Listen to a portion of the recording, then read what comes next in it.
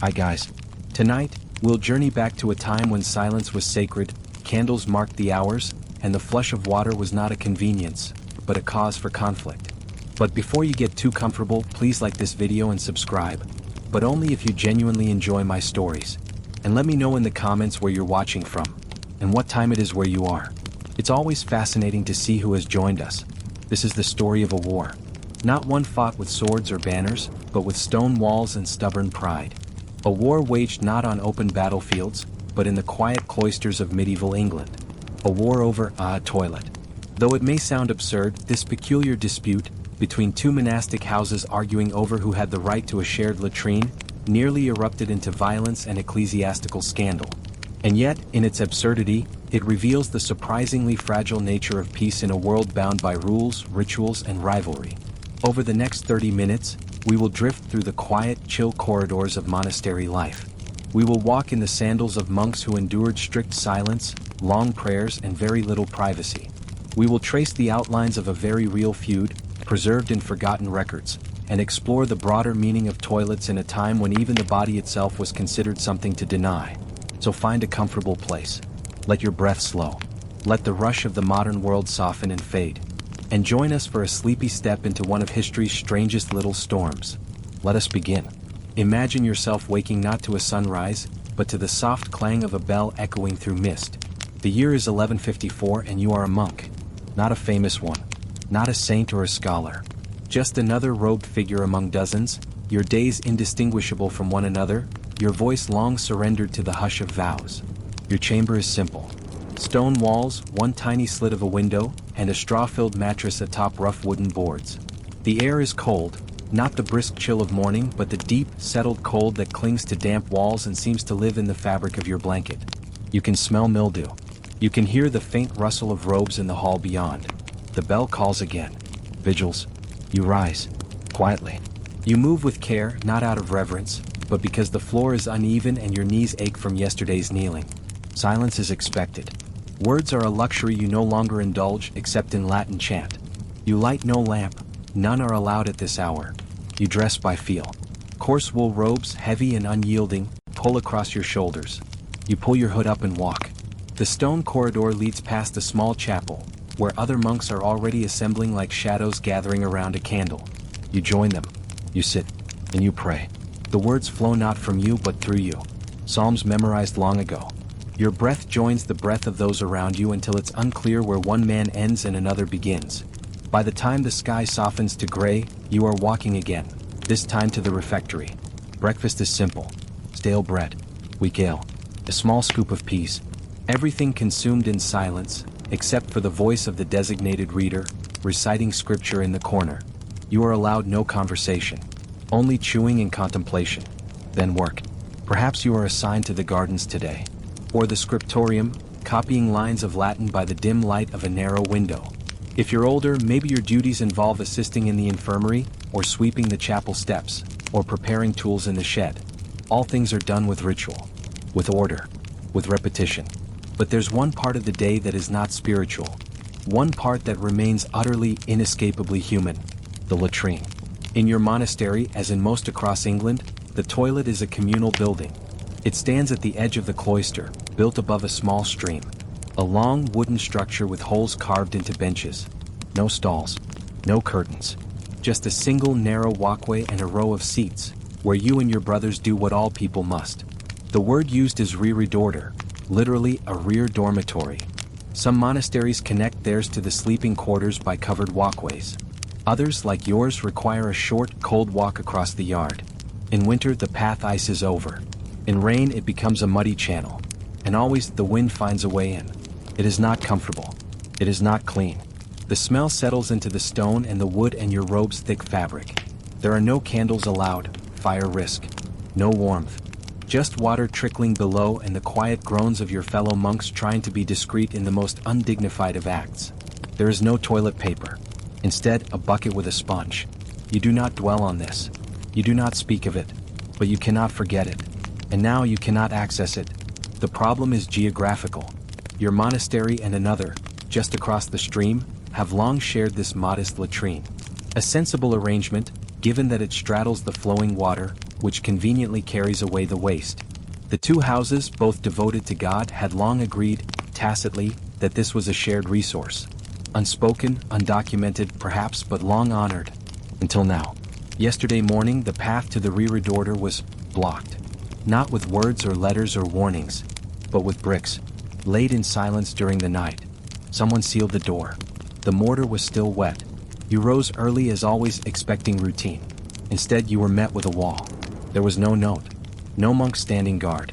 Just stone where the entrance used to be. You hesitated. You walked around the structure. The far door, also sealed.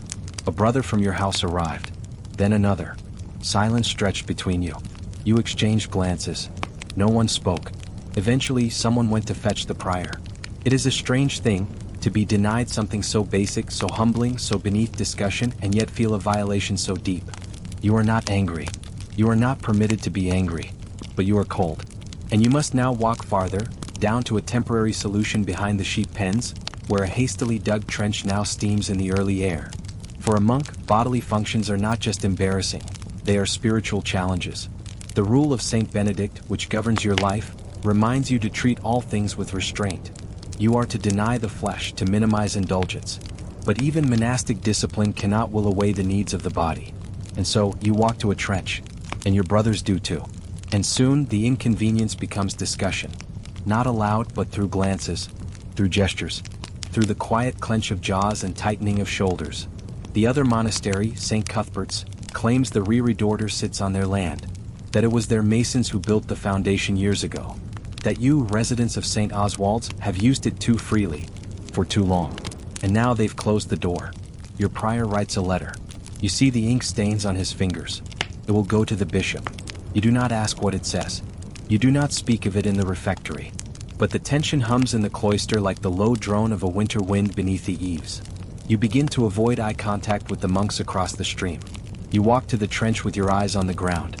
You say your prayers. You copy your lines. But your thoughts circle the same question.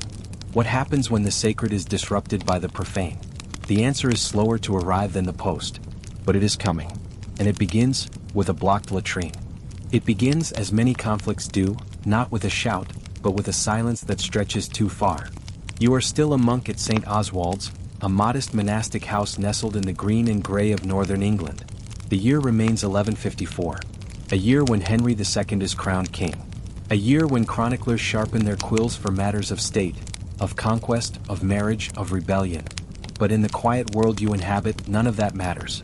What matters is a wall. A wall of stone and mortar, roughly laid, hastily set.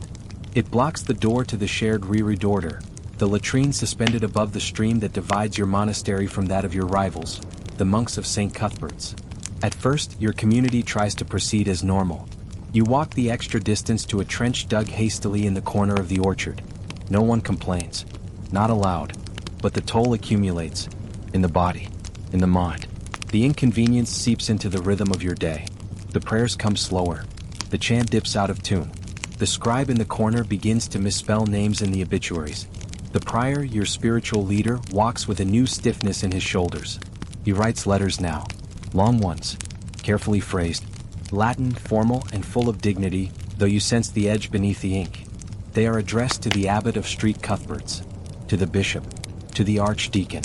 Each letter a plea for clarity, for justice, for relief. The response comes in kind. Letters are returned. Not from the monks themselves, but from their superiors. St. Cuthbert's insists, the structure was theirs to begin with, was their stream, their masons, their right. They had merely allowed your house access as a courtesy now withdrawn. Your prior disagrees. You are not told what happens in full, but you hear whispers, half sentences exchanged in the scriptorium or murmured behind a half-closed door in the warming room. The word trespass arises. So does blasphemy. And most damning of all, defilement of sacred grounds. The argument spills into physical space. One dawn, you walk out to the trench and find it filled in with stones. Not enough to block it entirely, but enough to make a point. Someone had crossed the orchard during the night. Not your monks. Not long after, monks from your house begin digging again, this time with more resolve. A new trench lined with planks. But St. Cuthbert's retaliates by sending their lay servants to the edge of the stream, singing psalms loud enough to drown out your own morning prayers. For weeks, the two communities begin to pray louder, not out of devotion but as distraction. Each choir rising to drown out the other. It escalates. The prior of St. Oswald's files an official complaint with the bishop. A delegation is sent to inspect the latrine. They wear cloaks with fur trim and expressions carved in stone. They do not speak to you. They examine the mortar lines. They measure the flow of the stream. They murmur over property markers, some worn down by a century of rain. The conclusion is inconclusive. Then one night violence. You do not see it. You hear about it later. 4 monks from St. Oswald's, determined to restore access, take up chisels. They approach the wall after Compline, after nightfall, when the halls are quiet and all should be at rest. They begin to knock the bricks away. Softly at first, then louder. They succeed in breaking open the door. But they are caught. Not by guards. Not by soldiers. But by monks of St. Cuthbert's who had hidden nearby. A scuffle breaks out, quiet in the way of monks, but no less real. Hands grab robes. Torches fall. One novice slips and breaks a wrist. Another claims to have been struck in the ribs with the end of a spade. No one dies. But it is enough. The next day, word reaches the cathedral city. And the bishop is no longer tolerant. A ruling is issued. The latrine must remain closed. Temporarily. A commission will be formed. Land will be surveyed. The monks are instructed to pursue reconciliation and mutual humility. But peace does not follow. Instead there is standoff. A cold one. The reread order stands unused. Grass grows up around its foundation. Rain seeps into the mortar. Birds begin to nest in the eaves. Meanwhile, monks from both houses use the woods, the orchards, the fallow fields. Each small need becomes an act of defiance. You begin to wonder, what was once shared as necessity is now claimed as territory, and what was once mundane is now sacred. The dispute is never truly resolved. Not in your lifetime. It continues in petitions, in altered maps, in whispered resentment passed from one prior to the next. A war not marked by battles but by blocked doorways and withheld permissions. A slow war. A quiet war. A toilet war. And yet it teaches something simple, enduring, and uncomfortable. Even in a world of prayer and renunciation, pride finds a way. In the quiet corners of medieval monasteries, far from the candlelit scriptoria and echoing chapels, there exists a space few visitors ever saw. A place neither sacred nor profane. Functional yet symbolically charged. The latrine. Archaeologists call it the reread order. A term derived from Latin roots, rear meaning behind, and dorter from dormitory. Simply put, the place behind the place you sleep. But in truth it was more than that. It was a mirror, showing how the medieval church understood the body, the soul, and the uneasy distance between the two. Centuries after the monks of St. Oswald's and St. Cuthbert's quarreled over bricks and borders, time softened the edges of the latrine dispute. What the records forgot, the soil remembered. In recent decades, archaeologists have carefully unearthed the remnants of these monastic lavatories, finding again and again that they were not primitive afterthoughts, but carefully engineered structures. And deeply revealing ones. Imagine yourself as a researcher. You're kneeling in a field in Yorkshire, brushing back layers of damp earth from a row of stone chutes. The foundation of a reread order. The outline is clear. A long, narrow building perched above a stream, now dry. Inside, the remains of a wooden bench, the beams darkened with centuries of wear. You find pieces of tile, fragments of linen cloth, and, unexpectedly, ink pots. That last item seems out of place. But it hints at something revealing. In some monasteries, the latrine was not simply a place of relief. It was a place of reflection. Some monks brought books with them, religious texts, psalters, sometimes even prayer scrolls. There are accounts, faint and uncertain, of monks who considered every part of life, yes, even this part, as a chance for meditation. The rule of Saint Benedict, the foundation of monastic life, did not offer precise instructions for latrine etiquette. But over time, customs emerged. Some monasteries created rituals, silent gestures to ask for permission to cleanse afterward, to pray. Others built small washhouses adjacent to the reread order, where monks could rinse hands, faces, and feet. Hygiene was not indulgence, it was discipline, a form of order. And yet, the design of these spaces speaks volumes. In the Benedictine monastery at Cluny, one of the wealthiest and most influential in Europe, the latrines were elaborate. Vaulted stone channels, water diverted from distant springs, even semi-private stalls with partition walls. Not for luxury, but for control. The architecture of obedience. Every part of the monk's life was supervised, structured, directed toward humility. But not all monasteries were like Cluny. Some had only rudimentary setups. Holes over a pit, no running water, a single door with a wooden latch. And yet even here, archaeologists have found details that surprise. Carvings on the walls, simple crosses, symbols of the Passion, Latin phrases scratched by bored or contemplative hands. It seems monks found meaning in the margins. The latrine, far from being a place to escape monastic order, became an extension of it. A space where silence remained, where rituals continued, and where even the body's lowest functions were folded into the rhythms of religious life. But there were also rules. One surviving manuscript, from a Carthusian house in the late 13th century, outlines expected behavior. Let none remain seated longer than necessary. Let no word be spoken. Let the eyes fall downward. Another mentions a prayer to be whispered before entering. Domini purga me ab immunditia, Lord, cleanse me from uncleanliness. Such words were not metaphor. They meant it. To medieval monks, the body was not shameful, but it was dangerous. A source of distraction, of indulgence, of sin. Control of the body meant control of the soul. And so, even in the most natural, inevitable act, they sought intention, modesty, distance from desire. The architecture followed suit. Many reredoors were built over running water, not just for sanitation but for symbolism. Flowing water washed sins away. A theological plumbing system. Some structures were aligned east to west, so the user faced away from the altar. Some were kept unlit so that no man saw another too clearly. And yet, no matter how refined the ritual, how carefully the channel cut, it remained a place of quiet tension, of humanness. The toilet was a paradox, an attempt to tame nature within stone walls, an effort to elevate necessity to contemplation. And perhaps that is why disputes like the one between St. Oswald's and St. Cuthbert's were never just about bricks. They were about boundaries, of land, yes, but also of belief. About who had the right to purity, to order, to control even what was meant to be hidden. In the silence of a ruined monastery, where birds nest in empty window frames and the grass reclaims the cloister walk, archaeologists kneel over worn stone. They brush dust from latrine chutes. They sketch diagrams. And they quietly reconstruct a world where every act, no matter how mundane, was measured. And where, even in the flush of a stream, the medieval mind found meaning. Step back now from the cold dormitories, the shared wooden benches, and the drafty reredoors suspended over streams.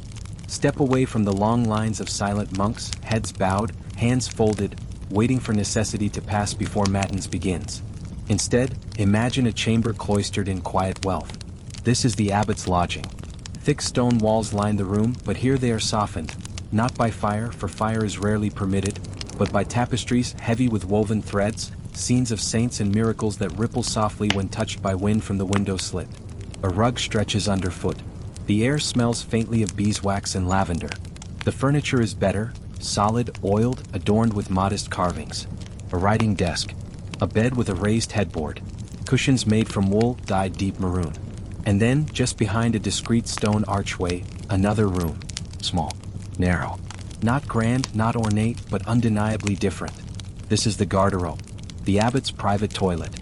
It is built directly into the wall of the structure, its base opening into a covered shaft that descends, discreetly, into a waste channel. There is no need to venture outside. No need to wait or cross a courtyard or expose the body to weather or witness. The seat is made of smooth stone, sometimes with a fitted wooden lid. In more luxurious cases, the walls are plastered to reduce the chill. A small shelf is carved into the corner, perhaps to hold a lamp, perhaps a small psalter or wooden rosary beads. And here is where privilege becomes architectural. While common monks must rise early, bundle themselves in rough robes, and walk across wet grass to a communal latrine that may already be full, the abbot wakes in his own time. He walks no more than a few paces. The cold touches him too, but not as deeply. The stone has been treated. The air here is still. Even here, privacy is prayer. In some surviving records, abbots requested improvements to their garderobes. Better drainage, thicker partitions, a window with a shutter. These requests were rarely challenged. After all, the abbot was not just a figurehead, he was, in many ways, the monastery itself. He negotiated with the crown. He signed contracts. He managed the estates. He heard confessions, assigned penance, and determined what sins were worthy of silence and which required voice. His authority extended not only to the spiritual but to the spatial. Where the abbot moved, space bent. Walls thickened. Doors were added. Toilets too. Some abbots had two garderobes, one near the bedchamber and another near the study. Others had servants assigned to maintain them, clean them, even warm the seat with wool before the colder seasons set in. There are even accounts, rare but real, of small mosaics placed around the floor, as if to remind the user of eternity beneath his feet. Not all abbots lived this way, of course. Many retained the humility of their vows. But the structure of difference existed whether or not the occupant indulged in it. And the brothers saw it. They never said so. It was not permitted. But they knew. They saw the abbot emerge from his lodging dry and composed, while they returned from the shared reread order with damp hems and red hands. They watched him ascend the pulpit and speak of detachment from worldly comforts, and they said nothing of the subtle warmth that followed him in. They smelled rosewater where they smelled vinegar. They understood. Even within a monastery, a place built on equality before God, some men sat alone. To the outside world, these privileges were invisible. A visitor might see only robes and silence, prayer and stone. But the daily life of a monastery was layered. The common monk labored and obeyed. The abbot decided.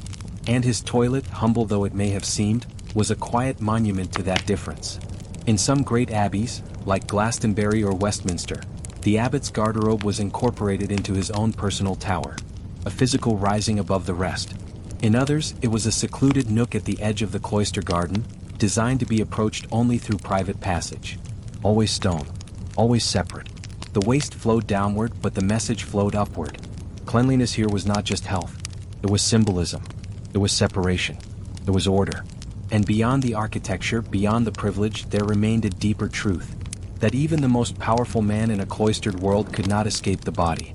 Even he had to bow to its rhythms, to its calls, to its limits. Perhaps he did so with more comfort, more quiet, more dignity. But he did so nonetheless. In that, there is a kind of balance, a slow leveling. Because beneath the stone and status, behind the tapestries and rules, the monastic life was still human life. Lived in cycles, in need, in repetition. And so the abbot, who dined apart and ruled in silence, still passed through the same threshold as every man. A small stone seat, a hole in the wall, a brief moment of vulnerability before stepping again into power. And history too remembers it, not in sermons but in stone. Archaeologists find the carved niches, the worn edges of the seat, the mortar still stained by time. And they sketch it carefully, measure it, map it, because in that space, small, dark, and almost forgotten, they find a glimpse of the human within the sacred, of hierarchy shaped by habit, and of how, in even the most hidden corners, medieval life preserved its structures, silently, unflinchingly, and with stone.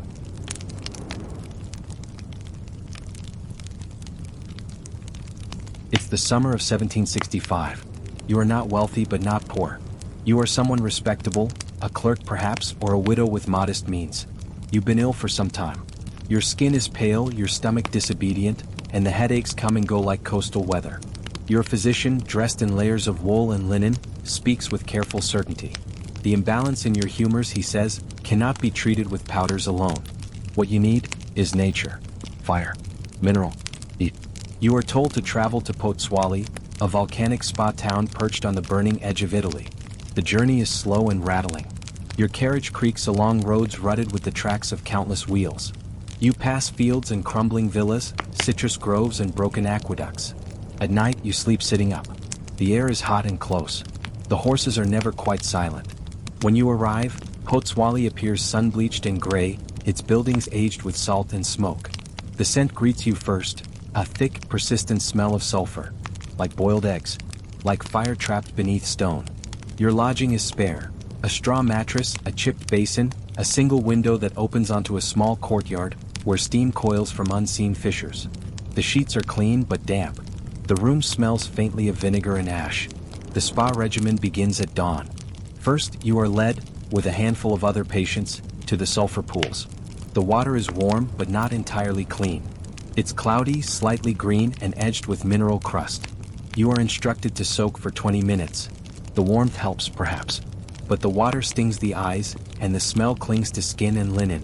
The attendants are not unkind, but they are indifferent. They hand you towels stiff with previous use. You dry yourself under the sun, then dress again in damp clothes. An hour later you are given a cup. Inside, mineral water pulled from the volcanic springs. It is warm, fizzing softly. It smells of rust and stone and something deeper, something like rot. You are told to drink it slowly. You do. Your stomach lurches. A burp comes unbidden. Later you feel nauseous. This, they say, is the cure working. Next comes the steam tent. It is a low wooden hut, set atop volcanic rock. You sit inside with 3 others. Beneath you the earth breathes heat. The floor hisses. The air is heavy. You sweat immediately, profoundly. You try not to panic. You breathe slowly in through the nose, out through the mouth. After 15 minutes you are helped outside. The world spins slightly. You are handed lemon water. You sit on a stone step, blinking. Meals are meager. Boiled root vegetables. Crumbly bread. A peculiar drink known as lava milk. A mix of goat milk and powdered stone, thought to strengthen the organs and calm the gut. It tastes like ash and chalk. You sip it anyway. You walk daily around the Solfatara crater, a flat, gray expanse of hissing ground. Vents release thin streams of gas that vanish into the air. The earth underfoot is warm, sometimes hot. You are told to inhale deeply. The older patients mumble prayers. Others walk in silence. Your clothes now smell permanently of sulfur. Your hands are dry. Your scalp itches. You lie in bed each night, not quite sleeping. The mattress is lumpy. The air is heavy. The candle guttered hours ago. You stare at the cracked ceiling and think of home, wherever that is now. Some people claim improvement. They say their pain is less, their spirit stronger. Others grow pale and retreat into silence. Some leave early, unseen. A few never leave at all. The doctors speak of balance, of toxins leaving the body. They assure you the process is working. That discomfort is evidence of success. But you wonder, is this healing or simply endurance? Is the pain useful or merely rebranded? You feel no worse, but no better. Only thinner, quieter. Outside, the volcano rumbles almost playfully. It exhales slowly through its vents. Steam curls against the twilight. And once again your cup waits. The mineral water shimmers faintly. Another sip. Another day. And beneath it all, the same quiet question. What are we really drinking? Hope or heat? Imagine a man standing calmly near the mouth of a smoking crater, notebook in hand, coat-tails fluttering in the sulphurous breeze. That man was Sir William Hamilton, British diplomat to the Kingdom of Naples, and one of the Enlightenment's most curious volcano watchers. Sir William was not a physician. He was not even, strictly speaking, a scientist. But he was fascinated, profoundly, obsessively, by the natural world. And in the 1760s and 70s, nothing drew the curious like Mount Vesuvius. Appointed as ambassador to Naples in 1764, Hamilton arrived in Italy during a quiet moment. Vesuvius was mostly calm but simmering as ever. What began as a diplomatic assignment became, over time, a volcanic apprenticeship. Hamilton visited the mountain more than 60 times, often risking exposure to dangerous fumes or flying stones just to observe the Earth's mysterious workings up close. But it was not simply adventure that drove him. Hamilton believed, sincerely, that volcanic activity held medical secrets, that the heat and minerals from deep within the Earth could purify not only the soil but the human body. He collected samples: pumice, lava, sulfur crystals, odd greenish stones. He catalogued them with great care. He sent them to the Royal Society in London, where they were studied and puzzled over. He wrote long letters about what he saw, sometimes serene vents exhaling mist, sometimes violent fountains of ash. He called volcanoes chimneys of the earth. To him, their eruptions were not chaos, but release, cleansing, restorative. Hamilton's theories extended to the spa culture growing in Pozzuoli and beyond. He observed the use of earth drinks, beverages made with dissolved volcanic minerals, and argued that they might imitate the natural alchemy of eruptions, only within the human body. The churning, the expulsion, the renewal. He was no fool. He noted side effects: burning throats, skin irritations, occasional fainting. Still, he believed that controlled exposure to the Earth's inner fire might recalibrate human health. The body, he thought, was not unlike the mountain. Slow, hidden, mysterious, but capable of transformation when properly understood. Hamilton was also a collector of stories. He gathered folk tales from Neapolitans about volcano spirits and ancient Roman bath rituals. He did not dismiss these, he documented them. To him, they were glimpses of an older understanding, a pre-scientific intuition that nature, though dangerous, also healed. Perhaps what made Hamilton unusual was his stillness. Where others panicked, he observed. Where others fled eruptions, he stayed, quietly drawing or taking temperature readings with primitive instruments. And while his peers in London debated philosophical theories, he sat beneath the crackling sky of Vesuvius, cup of mineral water in hand, waiting. He was not immortal. He aged. He grieved. His beloved wife died of illness. But even in mourning, he returned to the volcano, not for spectacle but for something steadier. A reminder, perhaps, that the earth itself continues regardless of our small pains. In his later years, Hamilton published his work, Campi Flegrei, an illustrated study of volcanic landscapes. It was elegant, scientific, and poetic. A testimony not only to fire and stone but to curiosity, to the belief that beneath suffering, some deeper process might be at work. And so his legacy sits quietly in libraries now, filed under natural philosophy or geology. But perhaps more than anything, he was a student of heat, and of the old, strange idea that healing might begin in the heart of the earth. The mystery of the lava drinkers, folklore, fraud, or forgotten science. Let your thoughts drift now to a quieter path, to a small stone apothecary nestled beneath the shadow of a monastery wall. A warm evening settles over Naples. A bell tolls softly in the distance. Inside, candlelight flickers against glass jars filled with curious powders. Ochre reds, ghostly grays, volcanic blacks. You step inside, drawn by the scent of dried herbs, aged paper, and a faint mineral tang. Behind the counter, an elderly man in a rust-colored robe pours a silvery powder into a ceramic cup, then adds water from a gurgling spring outside. The mixture fizzes. He looks up at you and says gently, "For the liver and for the soul."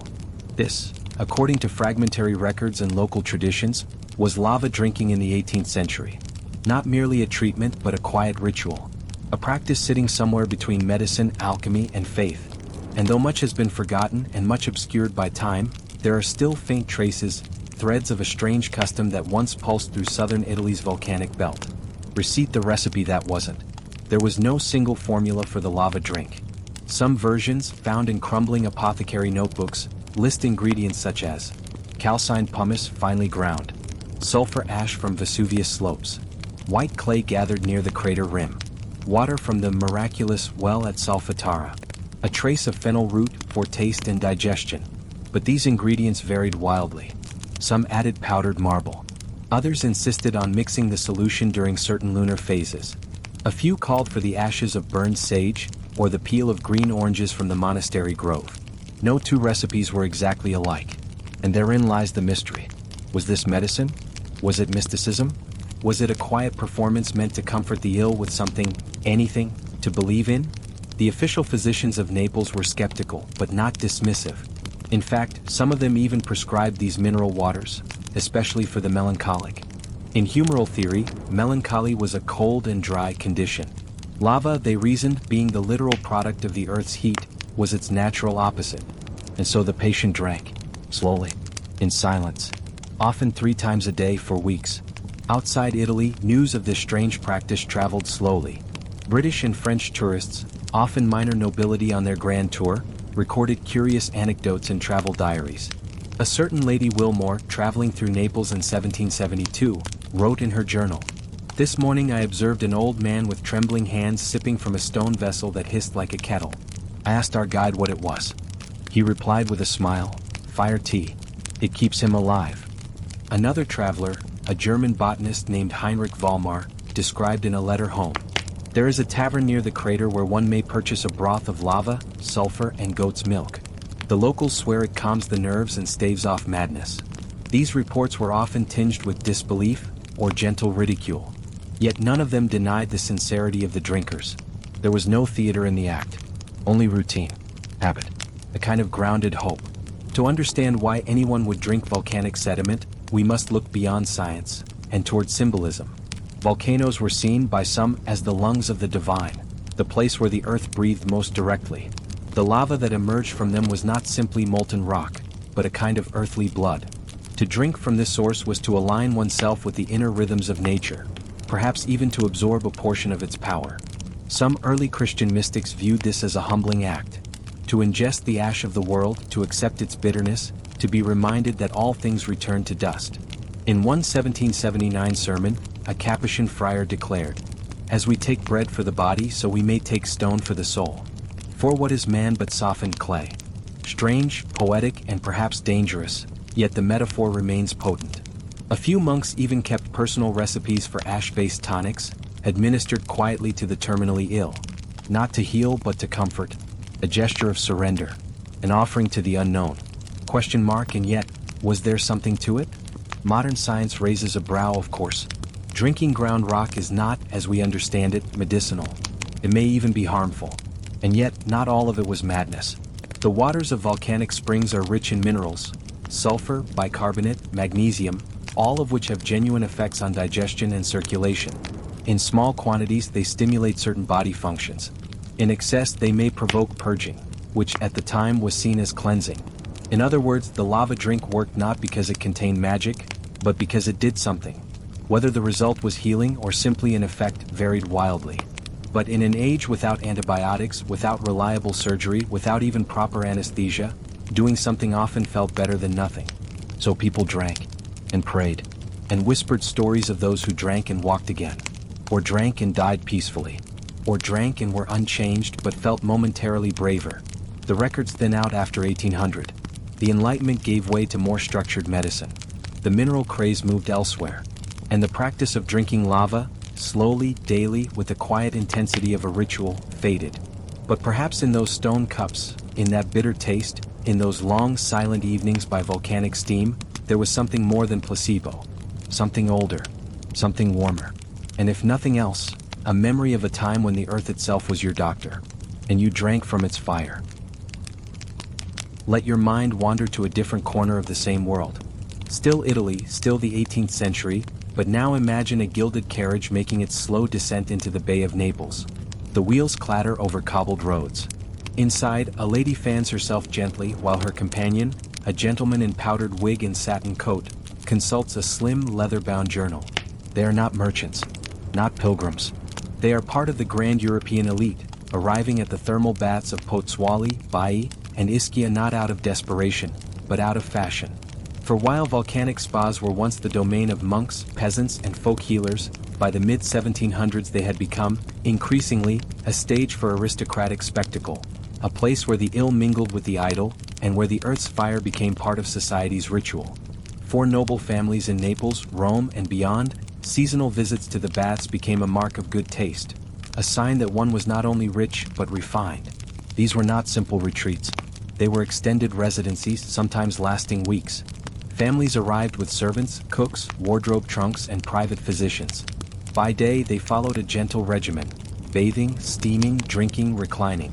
By evening, they strolled the promenades in fine dress, attended small concerts, and debated poetry and politics by lantern light.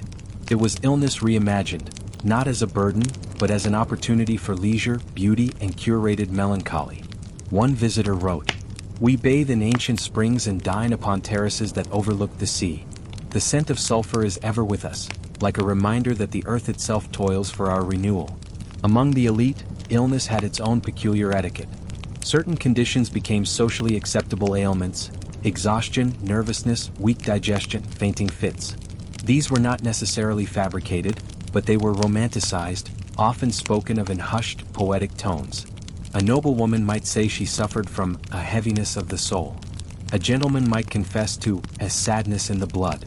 And what better remedy than a retreat to the crater's edge? The dramatic scenery, mist rising from vents, the low groan of distant fumaroles, suited the sensibility of the time. Nature itself was seen as a kind of sublime theater, and the sufferer, its honored guest. Writers, painters, and composers joined these circles. Goethe, during his Italian journey, visited volcanic sites and recorded his impressions. Artists painted portraits of noble patrons against backdrops of steaming hills and dark mineral pools. To be unwell, and to publicly seek volcanic cure, became almost a performance, a fashionable vulnerability. No retreat, of course, was complete without indulgence. While poorer patients drank bitter mineral waters, the wealthy dined lavishly, but always in accordance with their treatment. Menus included pastes infused with sulfur water, fish poached in thermal springs, breads made with volcanic ash flour, believed to improve digestion, and on occasion lava wine, a deeply mineralic vintage stored in basalt caves. These banquets were not gluttonous. They were measured, curated experiences, aligning the body with the earth. The idea was not to feast but to harmonize.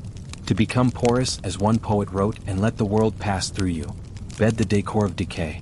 Even the spa architecture reflected this mingling of wealth and wilderness. Grand villas were built near ancient ruins so one might rest beside a collapsed Roman wall. Interiors were decorated in muted volcanic colors: rust red, ash gray, deep ochre. The aesthetic was one of cultivated decay, beauty in erosion, elegance in heat. There was a kind of staged vulnerability. To lie half-dressed in a steamy marble chamber, attended by valets reading Pliny's letters, while the ground trembled faintly beneath. It was not healing, perhaps, but it was something else. Something quieter. Something nearly sacred. By the close of the 18th century, this elite spa culture began to fade. Medical science moved on. Romanticism gave way to industrialization. And yet, echoes remain. In modern wellness retreats, in luxury hot springs, in the quiet allure of fire and stone. To be unwell once meant isolation. But for a brief moment in history it meant pilgrimage. To a place where illness and elegance walked hand in hand. Where lava was medicine. And where, for a time, the world slowed down.